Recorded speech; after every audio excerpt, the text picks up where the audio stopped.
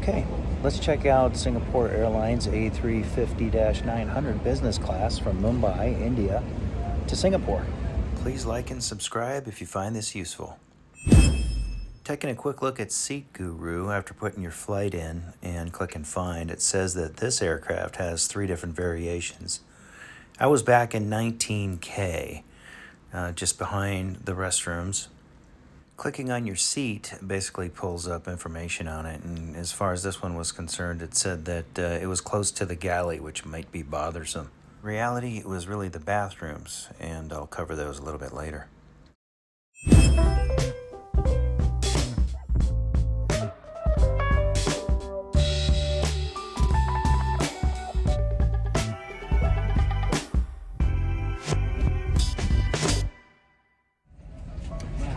These are very interesting cubicles. They're a little bit newer than I've been in before.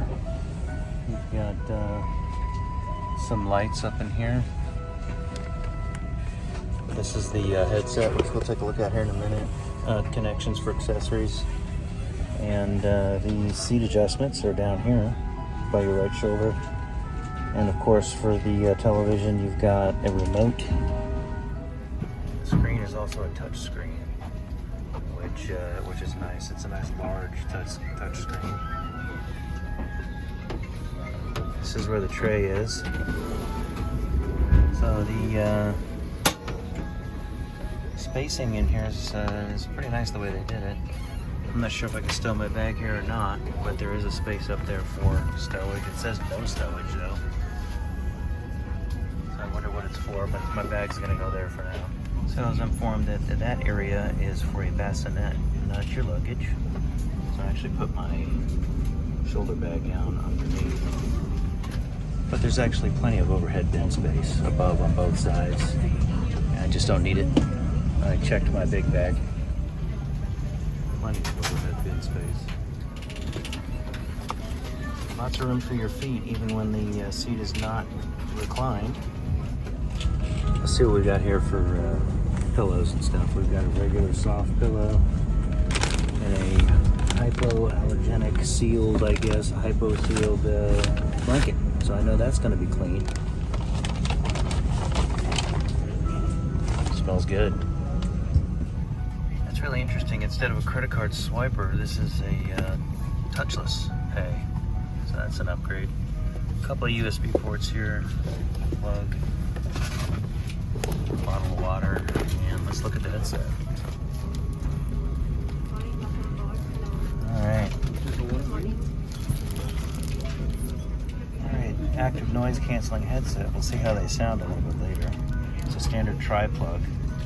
So if you've got your own headset here, it doesn't look like you'd be able to use it. You have to use theirs. Ear pad covers, that's a nice addition.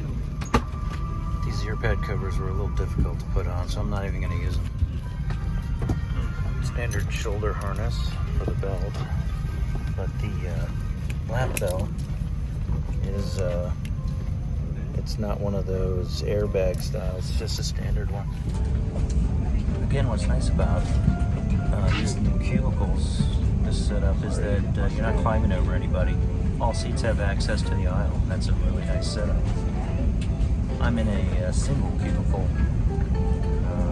but there are the tandem ones in the center aisle. And they also have a partition that comes up in between them in case you don't know who the passenger is next to you. But if you do, you can keep it down, and it makes for a larger center cubicle, so that's nice too. So I have to say, I really like this setup. It's not as tight and cramped as some of the other cubicles I've been on this airframe. And nice shelf space there to put things. Plenty of room for that if you've got some extra phones or tablets or other gadgets you need to store. Easy access to the outlets. The armrests on both sides of your seat do raise, and they stow for extra room when you don't need them. Also for takeoff and landing, obviously, but lends itself to a little bit more elbow space in here, and definitely great for the leg room in here. I'm 6 feet tall, so I can stretch out no problem. And this is before the seat is fully reclined. So we'll see what happens when I recline the seat into a lie flat. It is a day flight, only 5.5 hours. So I'll put it down just to take a look at it, but I'm not going to sleep. The padding on the sides of the cubicle lend itself to a little bit more noise reduction. That's nice.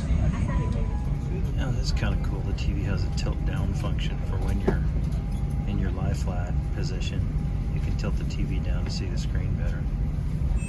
Class seat. As a safety requirement, this seat comes with a 3-point seat belt. To fasten, pull on the shoulder strap and attach it to the lap belt. As the shoulder strap is required only during taxi, takeoff and landing, you may choose to release it after takeoff. The console storage door must be closed during taxi, takeoff and landing. The center divider can be lowered if you are traveling with a companion. Simply press down till it locks in place. To bring it back up, press again. There are 2 adjustable armrests on the sides of your seat. You can choose to lower them by pressing the front buttons and then gently pushing down on the armrests. To bring them back up, press the buttons again. Your seat control panel is conveniently located next to you on a touch panel. Simply touch the screen to activate it. You can tilt the monitor to suit your preferred viewing angle. Your table deploys easily by depressing the latch underneath the monitor. Pull it towards you and unfold it to enjoy a full-size table. Thank you for your attention. I also like this mirror function here. Pulls right out, stows. Cool.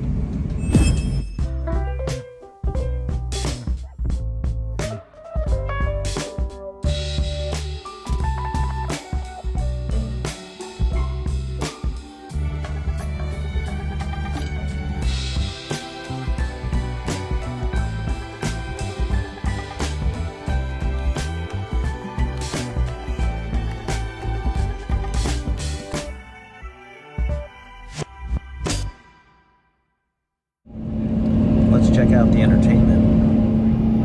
Oh no, that's pretty cool. You can pair your device and view it on the screen. That's something new I haven't seen before. Looks like there's some decent updated content to view. I think I'm gonna look at some House of the Dragon. It's a very quiet headset. Volume control here as well, so you can adjust that on the headset and on the screen. It sounds pretty good.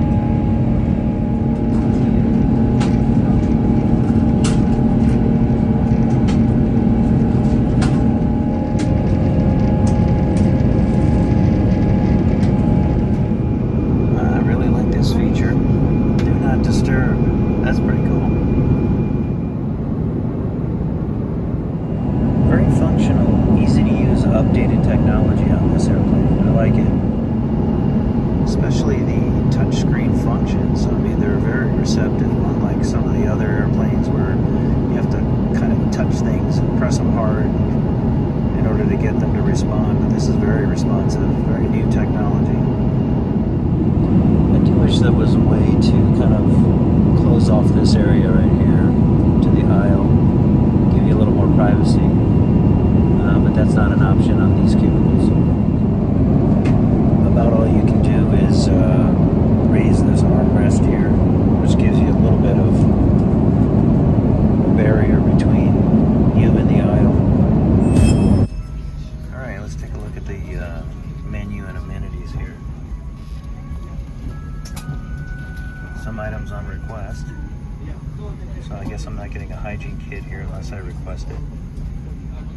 Face masks also are on request, which means that I guess it's not mandatory to wear. That's a great thing. Yay, no face masks. Quick look at some breakfast and lunch here.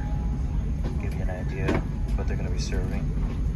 This is a morning flight, so I'm probably getting one of these, or maybe both. Champagne, wines, and cocktails.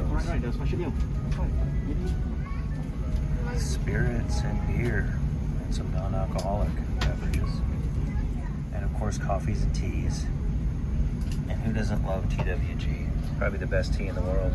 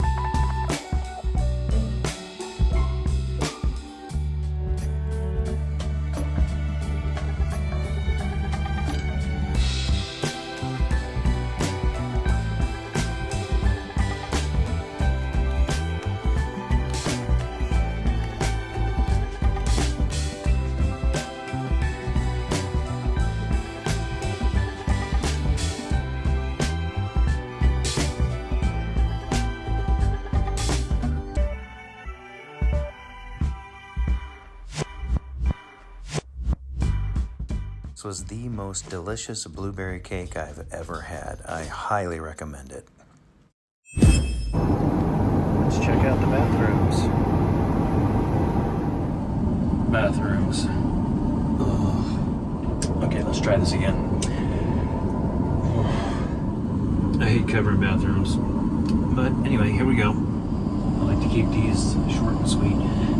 Nice headroom in here, lots of space to move around. I do like the fact that this has touchless functions everywhere, and that helps keep things clean. I like the touchless functions on the newer airplanes. The older ones that don't have it are kind of a nuisance, so I'm glad they're moving to these new ones. This bathroom is very clean, very happy with it.